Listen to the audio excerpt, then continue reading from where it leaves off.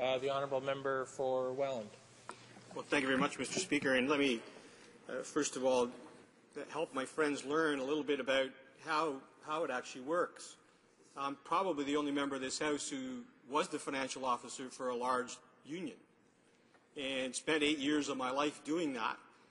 And this whole idea that the government is suggesting there's this lack of transparency and we don't tell anyone anything and we keep all of this information hidden away somewhere in a secret vault from the membership is absolute hokum.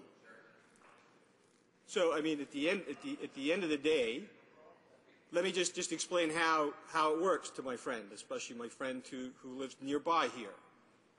Any expenditure beyond $100 needs ratification not only from the executive board, but from the membership. That's right. All of the membership gets to vote on any expenditure beyond $100. The limit of any local union, and any union pretty well across this country, to expense money on behalf of its members is only up to $100. So when do they report those information to their members, Mr. Speaker? Well, they do it monthly. They do it verbally. They do it in writing. They do it both ways. And in my case, actually, that's exactly what to do. And then, of course, there's that audit, the dreaded audit that all of us fear if we get our income taxes audited. Well, when it comes to unions, unions audit themselves continuously. Not by themselves internally, but by outside auditors. In my case, it used to be KPMG used to come and do mine. And at one time, they used to do it every 6 months because the organization was that large. The demand was to do it every 6 months. It eventually became a yearly audit. And who else comes to visit unions? Well, the folks who collect provincial taxes come and visit you. And they actually want to find out if you happen to have a place where you rent a hall out, for instance, you have to pay taxes on those things. They come and they check your taxes as well.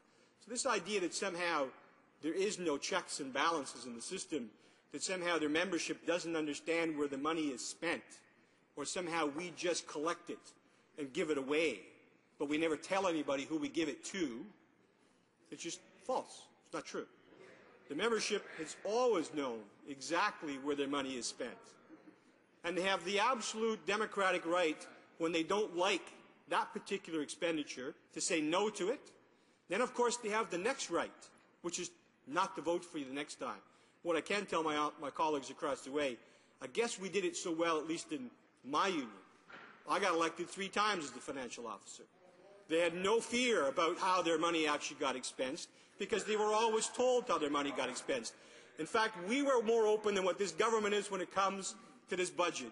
They have an omnibus budget bill that had less amendments to it than this bill does at 377 that almost became a rewrite because the bill was such poorly put together in the first place. They almost had to rewrite the entire thing again to actually make it conform, to make sure that somehow it might be palatable to someone. I have no idea who, but clearly this is not a bill that is supposed to be informative for union members or the general public. This is simply a bill that attacks unions across this country. There's no need for it, Mr. Speaker, and they ought not to pass it. They ought to let it just die in the order paper. Order.